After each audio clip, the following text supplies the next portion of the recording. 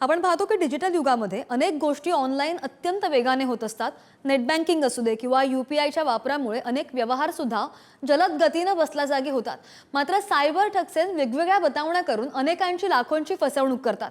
कष्टाची घामाची कमाई एक एक पैसा जोडून जमवलेली रक्कम क्षणामध्ये खात्यातून चोरून जाते। कसा घालतायत हे ठगसेन गंडा आणि काय सावधगिरी बाळगाल पाहूयात या विषयीचा एक सविस्तर रिपोर्ट। तुमच्या विरोधात गुन्हा नोंद झालाय। तुम्हाला सायबर अरेस्ट करत आहोत। तुमचं पार्सल आलं होतं, त्यात अंमली पदार्थांचा साठा होता। तुमच्या खात्याचं व्हेरिफिकेशन करायचं आहे, पाठवलेल्या लिंकवर क्लिक करा, OTP सांगा, शेअर मार्केटमध्ये गुंतवणूक करा, तुम्हाला जास्त फायद्याची हमी देतो। असे कॉल तुमच्यापैकी अनेक जणांना दररोज येतात, कधी भीती तर कधी प्रलोभन दाखवत। सायबर ठगसेन हे तुमच्या खात्यातील पैशांवर डल्ला मारत असतात। आता याचं प्रमाण दिवसेंदिवस वाढू लागलंय। धुळ्याच्या सायबर पोलिसांनी नाशकातून जेरबंद केलेले हे 3 ठगसेन। या ठगसेनांनी WhatsApp DP वर कंपनीच्या डायरेक्टरचा फोटो लावला, कंपनीच्या अकाउंटला स्वतः कंपनीचे डायरेक्टर असल्याचं भासवत आणि तब्बल 95 लाखांचा गंडा घातला। 24 ऑक्टोबर रोजी धुळ्यातील एका प्रख्यात कंपनीचे डायरेक्टर यांना एक असा मेसेज आला की आम्ही एक दुसऱ्या कंपनी बरोबर एक डील केलेला आहे आणि आम्हाला 95 लाखाची अर्जंट आम्हाला गरज आहे। तरी त्या मेसेजवर विश्वास ठेवून आणि त्याचा प्रोफाईल पिक्चर हा त्याच डायरेक्टरचा आहे असं त्यांना वाटल्यामुळे त्यांनी तात्काळ RTGS थ्रू एका XYZ अकाउंटवर 95 लाख हे जमा केले।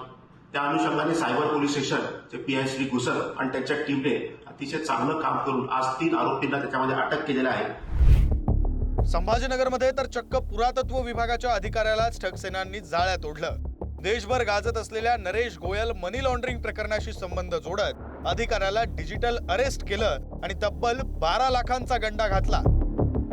9 डिसेंबर पासून सोनवणे यांनी पैसे भरल्यानंतर या आरोपीने पुन्हा 11 आणि 12 डिसेंबर रोजी त्यांना फोन करून बँकेतील कर्जाची चौकशी करण्याचे सांगितले। ते टाळायचे असेल तर मित्रांकडून पैसे उसने घेण्याचेही त्या भामट्यांनी त्यांना सांगितले। त्यावरून सोनवणे यांना आपली फसवणूक होत असल्याची शंका आली आणि त्यानंतर त्यांनी लगेच सायबर पोलीस ठाण्यात जाऊन तक्रार केली। मात्र या सायबर गुन्हेगारांनी आधुनिक तंत्रज्ञानाचा वापर करून केलेली फसवणूक राज्यभरासह देशभरातील अनेकांना धोक्याचा इशारा ठरत आहे। खारघरमध्येही अशा रीतीनं डिजिटल अरेस्टच्या बहाण्यानं बोगस CBI अधिकाऱ्यानं 57 लाखांना ज्येष्ठ नागरिकाला गंडवलं। ही ताजी प्रकरणं जरी असली तरी सायबर ठग हे दररोज नवनव्या युक्त्या वापरून अनेकांची लूट करत असतात। शेअर ट्रेडिंग मधून मोठ्या कमाईचं प्रलोभन देत फसवण्याच्या घटनाही वाढतायत। कोथरूड पुणे वृद्धाची फसवणूक, 18 लाखांचा गंडा, कोथरूड पोलीस ठाण्यात गुन्हा दाखल। पौड रोड पुणे महिलेची फसवणूक, 10,15,000चा गंडा। टिंगरेनगर पुणे नागरिकांची फसवणूक, 9,90,000चा गंडा, विश्रांतवाडी पोलीस ठाण्यात गुन्हा। वडगाव शेरी पुणे तरुणाची फसवणूक, ट्रेडिंग टास्कच्या बहाण्यानं 4.5 लाखांचा गंडा, चंदननगर पोलीस ठाण्यात गुन्हा दाखल। सामान्य नागरिक असो किंवा सरकारी संस्था, सायबर ठगसेन कुणाला लक्ष करतील हे सांगता येत नाही। मागच्या 5 वर्षात सायबर गुन्हेगारांनी सरकारी यंत्रणांवरही मोठ्या प्रमाणात हल्ले केलेत। या हल्ल्यांमध्ये तब्बल 138% वाढ झाली आहे। 2021 साली 48,285 प्रकरणं, 2022 साली 1,92,439 प्रकरणं, तर 2023 साली 2,04,844 प्रकरणं।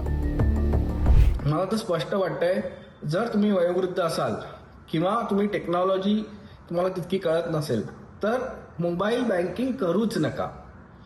तुम्ही नॉर्मल बँकिंग करा, कारण सध्या कोण क्रिमिनल, कुठचा कॉल क्राईमसाठी केला गेलाय आणि कुठचा कॉल खरा केला गेलाय हा संभ्रम लोकांच्या मनात चाललेला आहे आणि ह्यामुळे सुद्धा क्राईम घडतात। त्यामुळे सतर्क राहा, सावध राहा, सायबर सेफ राहा। कष्टाच्या कमाईतला एक एक रुपया भविष्यासाठी जपून ठेवणारे, त्या कमाईवर वाकडी नजर ठेवणारे चोर, दरोडेखोर ही परंपरा सायबर ठगसेनांनी कायमच ठेवली आहे। रोखीनं व्यवहार करण्याच्या काळात घेतल्या खबरदारीहून अधिक खबरदारी ही डिजिटल युगात घेण्याची गरज आहे। त्यामुळं अनोळखी व्यक्तीच्या प्रलोभनाला, धमकीला भीक न घालता ऑनलाईन व्यवहारांच्या बाबतीत सतर्क राहायला हवं। सरकारकडूनही विविध माध्यमातून हेच सांगण्याचा प्रयत्न सुरू आहे।